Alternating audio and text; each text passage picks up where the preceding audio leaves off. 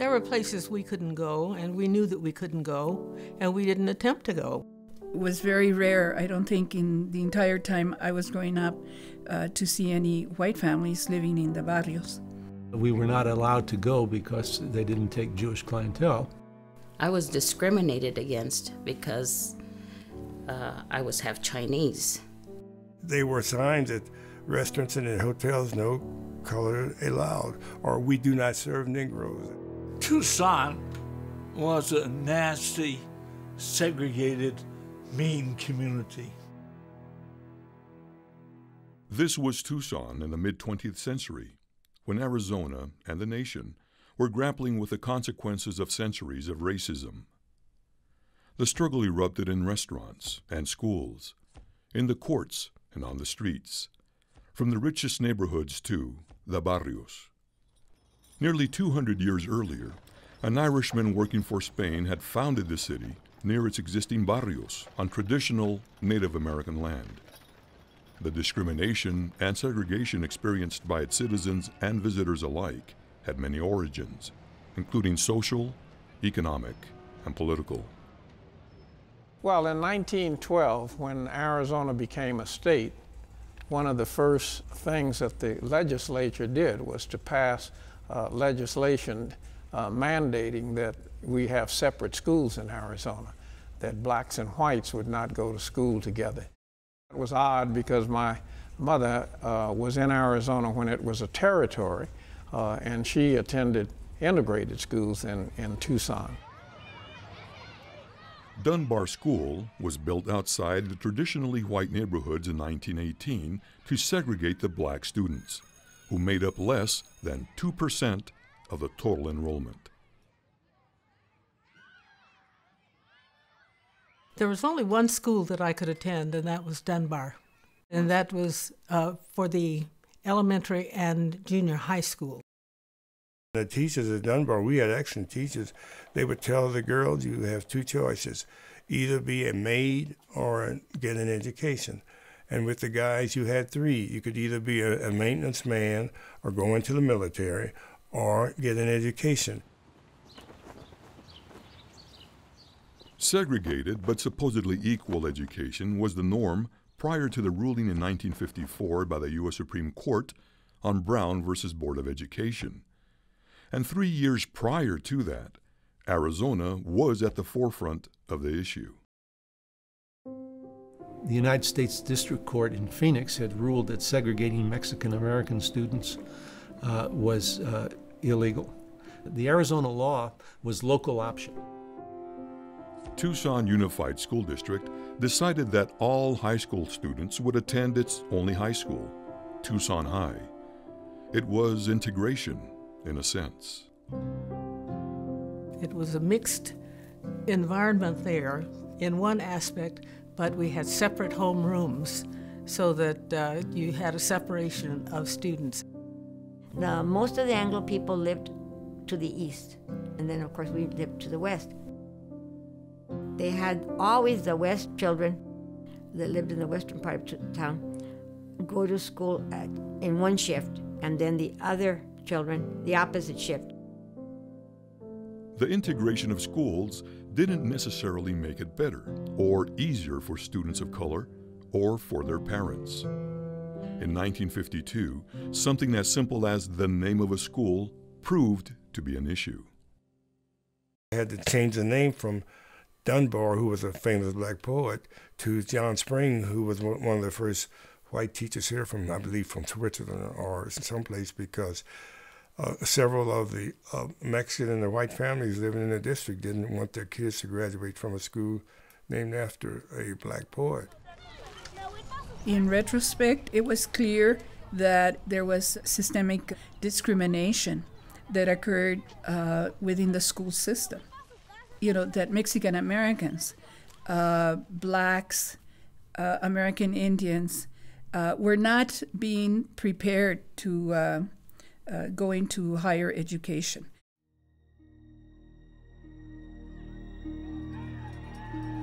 Our football team played Douglas High School, and after the game, we all went to the Gaston Hotel to have dinner. And the manager came over to me and said, "We do not serve Negroes." That's what we were called then. So I started walking out, and I was very tearful. That bothered me. And then I opened up the bus, and then I looked up, and the entire team was walking out. And I heard Coach Gridley say, "We all eat together." And the entire team walked out, and we had lunches in the back, box lunches in the park. Jesse Owens, I told him about it one time. He said in the '36 Olympics, he won 4 gold medals, and President Roosevelt would not let him and the black players eat with the team when they came back from the Olympics. He said, "You must have been a good football player for him to have walked out." I said, "No, I was a second-string lineman and only played the last 2 minutes."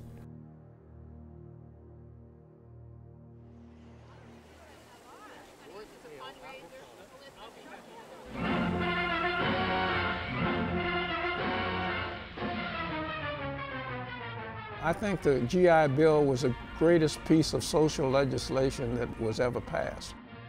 The University of Arizona may have been there, but most people who were coming up during the Depression had no hope of ever attending the University of Arizona. Well, having gone to the military and now having the benefit of the GI Bill, all this changed. And it didn't just change for me or for a few people in Tucson. It was a change throughout this nation. Despite this financial assistance, there weren't many minority students at the University of Arizona, even among non-veterans. First, I went into the College of Business and Public Administration. And after I'd been there for 2 years, one of the professors said, "You'll never be able to get a job with a degree from what you are seeking because no one will hire you." And I thought to myself, this is not worth my time. I've got to get out of here in 4 years, and I have to be able to go to work. So I changed my major to education. The only people of color that you saw at the University of Arizona at that time were the people who were the janitors, the gardeners. You did not see anybody else. Colored students could not eat in the campus cafeteria. In 1947, 2 white students at the U of A decided it was time to end the segregation. Student body president Mo Udall and his brother Stuart would later become influential political figures. And then they said, "We are tired of this and we're going to change this because we know you can't eat in the cafeteria." I went down to the student union, and Stuart and Mo got in the manager's face and said, "Feed my friend." And then they had to call someone else, the person in charge, and they said again, "Feed my friend." And because of the power of the Udall brothers, they fed me. And then after that, blacks could eat that. It wasn't only exclusion that was an issue. It was also blatant and sometimes violent racism. In nearby Wilcox in March of 1953, Arthur Thomas, a black migrant worker, was accused of murdering a white woman. He was detained by members of a Cochise County Sheriff's posse and nearly lynched. But a uniformed highway patrolman rescued Thomas from the mob and removed the rope from his neck. In Tucson, more subtle forms of discrimination continued to occur in city parks, restaurants, and country clubs. All of the so-called nice places in Tucson, all those were segregated. No blacks, very, very few Mexican Americans, if any. No Native Americans, and to many of the places, no Jewish people. And I went out to talk to the president of Tucson Country Club about how you've got to change your policy, and that you cannot, should not, he could at the time legally, you should not exclude any group. There were several parks here, but the only park we could use was Ori Park. They would change the water every Saturday morning, so we would swim in the dirty water Friday. Parks, pools, and public amenities became more numerous the further one traveled away from downtown. As Tucson's populated area expanded, neighborhoods were kept segregated by legal real estate documents called CC&Rs, covenants, conditions, and restrictions. My father bought a house in what is now Colonna Solana, and it had restrictions on it. That occupancy in that subdivision was restricted, as I recall, to persons of the Christian faith and the Anglo-Saxon race. So that meant no Jews, no blacks, arguably no Mexican Americans, and certainly no Native Americans. So, and at that time, those kind of restrictions were still enforceable. I remember the neighbors, they were very nice in a way. They told my mother that they weren't going to make trouble about our living there in violation of the restrictions, but the name had to come off the mailbox because they didn't want people to know about the fact we were there because it was a Jewish-sounding name, and if it remained on the mailbox, other Jewish people might try and do what we did, and they didn't want that to destroy the neighborhood. My father wanted to buy property on Tucson Boulevard and Speedway, 1945. And they said no. No Chinese is allowed to buy on Speedway. As soon as you crossed Stone, there were people that had less money, and less money than on this side of Stone. And there were black people there, and Mexican Americans, and Chinese, and the minorities, Indian, Native American Indians, they were all in there. Now, my father had a rule at the house that we were to speak Spanish in the house, and as soon as we walked out of the house, we were to speak English. One day a man asked me, "Why do you call yourself a Mexican American?" And I said, I never did. You called me a Mexican American. My great-grandfather came here in the 1860s, and for him to do that was ridiculous.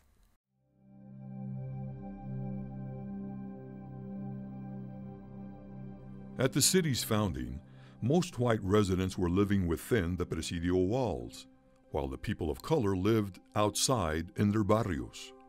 To many, the heart of Tucson was the barrios, including the nearby Chinese grocery stores. My dad had a grocery store at 1600 South 9th, and he would put me in a milk crate, and he'd say, "I want you to learn to greet customers." And he says, "Greet them with enthusiasm." And he says, "And I don't care if it's Mr. Block." He was a black man. "I don't care if it's Mr. Block down the street or the President of the United States. When they come into our place of business, they get the same courtesies and the same treatment, because a nickel for Mr. Block is worth the same amount as the President of the United States."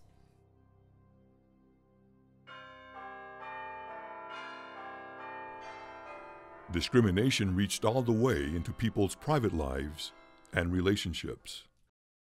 I call one of the main civil rights problems was that of interracial marriages, because there was an Arizona statute making it a crime to issue a license for marriage of any interracial couple.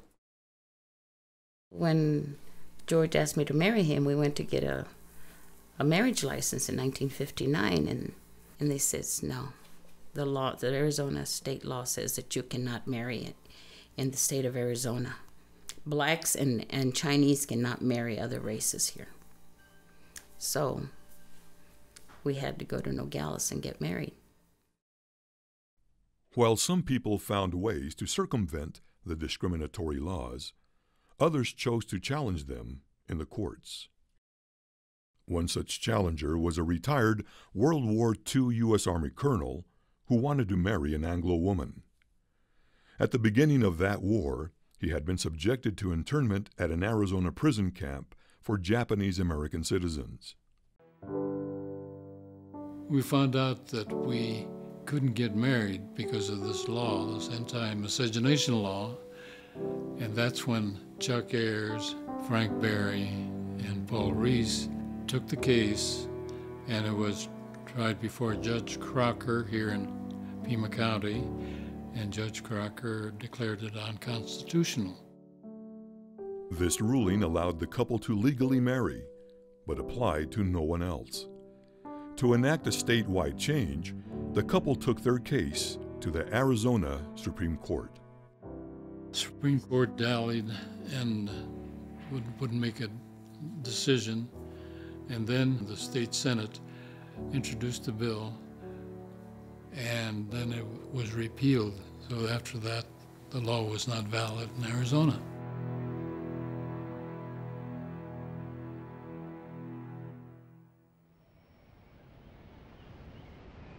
I think if there hadn't been a group of lawyers that were willing to undertake these matters and to make an issue of it, that heaven knows how long some of this would have lasted. People who were willing to do something about it and not just sit back and say, well, that's the way it is, it's wrong, but that's the way it is. People who were willing to say, well, it's wrong and we're going to do something about it. One of these lawyers, and there were many, was Edward Morgan. He took the case of a married couple, both local teachers, who refused to sign a loyalty oath. The case went all the way to the U.S. Supreme Court. All over the country, there was a reaction to the communist scare. So every little subdivision of our country had to have a loyalty oath. The oath passed by the legislature in 1961 added a paragraph to the statute, indicated that when you signed it, that you were not a communist or a member of any successor or subordinate organization of the Communist Party. Knowing what had happened to many people during the McCarthy era who maybe have attended a meeting or two rather innocently and were asked questions and lost jobs about it 20 years later, I kept asking other people what they thought they meant by it. I was against the government intruding on ordinary people's lives with an ambiguous, scary law. Hearing from the Attorney General's office that they had advised the district that unless there was some other cause for me to be fired, that as long as they didn't pay me, I could continue teaching. We filed the suit on June 1st, 1961, and we got a decision out of the U.S. Supreme Court in April of 1966, so it was nearly 5 years. The Alfbrandts continued to teach, but received no pay. After winning their case, they were awarded their back salary. Both my husband and I were teaching 8th grade, and part of the social studies, and part of the curriculum was U.S. and Arizona Constitution. And that was just something they didn't really want me to teach in amphitheater. And when the case was over, they were quite willing to keep me in English, but no social studies for me. That was the end of it. It wasn't only the legal profession that brought about change. Eventually, individual and community protests had an effect as well. Still, as late as 1965, there were Tucson restaurants where African Americans could not eat. The Pickwick Inn was located out near the Benson Highway, and they would not serve blacks. That was probably one of the major things that took place here, where there was a lot of public involvement. I was standing in the doorway for hours, and we wouldn't let anybody through.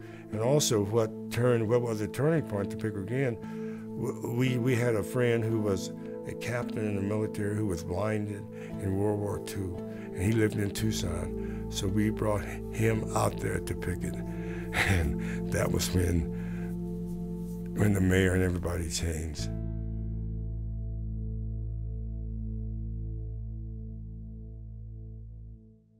During the late 1960s, a different Tucson mayor was instrumental in transforming, or more accurately, demolishing an important part of Tucson's heritage, its barrios. The destruction was authorized under the euphemistic heading of urban renewal. First of all, they weren't paid enough for their property because they had the assessors come from back east. And I saw the report, some of them said they lived in hovels made of mud, you know, because it was the adobe homes. And because, and some of them had outhouses because they had never loaned them enough money to really do the piping. It was like being run over by a tank, and you get up and it's like, what happened here? You wake up and there's a whole area that was razed to the ground. And we were told this happened because it was a slum. And, out of the slum will come a better world. Well, it was a better world for others. It wasn't certainly for us. And we certainly did not believe we lived in a slum.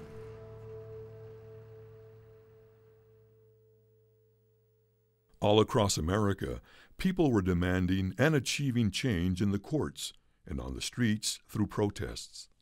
Dr. Martin Luther King, Jr. emerged as one of the most successful leaders. On his way to speak in Tucson in 1959, Dr. King and the others in his group were refused hotel rooms in Phoenix because of their skin color. They spent the night in their car. He was at the Sunday evening forum at the university, yeah. He was great. In fact, he was my fraternity brother. And we marched downtown after the Selma. And also after Martin Luther King's death, we had a big service here downtown. If not for Dr. King, I don't know how far it would have gotten nationwide. But he sort of held up a mirror to the whole country that, we could all look we all could see what had happened and look in the mirror and say, hey, that's not us. I mean, this is something we shouldn't allow to happen in a country that believes in equality and freedom. Once the veil, had been removed from our eyes, then we could analyze and understand and critique the society for what it was. And so it happened that the anti-war movement was part of that. But what was driving us was the great historic achievement of the African American community in the United States.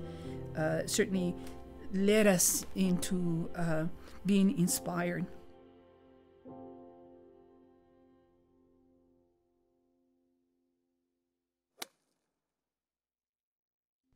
A defining event from this era centered around the El Rio golf course in the Barrios on Tucson's west side.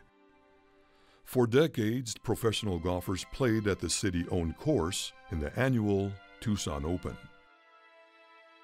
The El Rio of the past was a private golf course that was segregated in the middle of one of the poorest neighborhoods, and nobody had ever questioned the wrongness of it. Members of the El Rio Coalition wanted the golf course to be converted into facilities for the residents of the neighborhood. They swarmed the fairways to press for their demands. The moment that we literally walked into the golf course and took it over, I think for many of us that was a moment of not only personal but community liberation. I think that brought about the ability of people to feel freer to question the whole system. That it wasn't just one or two individuals, but an entire community who walked onto the golf course and kind of broke through all of that system that had always made the barrios a prison. The coalition prevailed. That breakthrough helped pave the way for subsequent gains for civil rights in the courts, on the streets, and at the ballot box. Tucson was finally starting to recognize the rights of all of its citizens, becoming a community of individuals whose lives are shaped, most importantly, by lessons learned at home. I love the history of my Chinese family and my Mexican family. But I wasn't raised with prejudices or to be racist. But a lot of the people are racist and prejudiced because they've been taught that. And they've been raised to be that way. As my dad said, when I had my oldest son, Robert, I brought him home from the hospital, 3 days old, put him in the bassinet, and he says, "Teach him respect." And I looked at him and I said, "Papa, he's 3 days old." He says, "You're 3 days too late." And go think about the nickel in the till. Is your nickel worth the same as my nickel? We're all equal.